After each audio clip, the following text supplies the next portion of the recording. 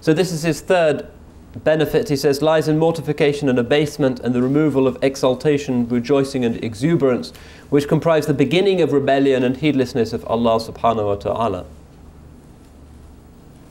For the soul is mortified and abased by nothing more effective than hunger, which when it prevails causes it to have placid trust in its Lord and fear of Him, and to be aware of its helplessness and abasement when it weakens and becomes desperate for the morsel of bread which it misses, so that the whole world appears dark to a man because one drink of water did not come when he desired it. For as long as he fails to behold the baseness and helplessness and dependence of his own soul, he will be unable to behold the glory and power of his Lord.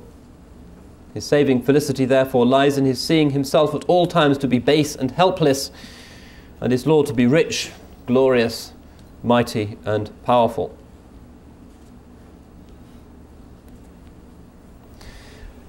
Inshallah, we'll break now. It's time for the adhan, and I hope we'll have an opportunity to continue with this exposition after the prayer, bi-idhnillahi ta'ala.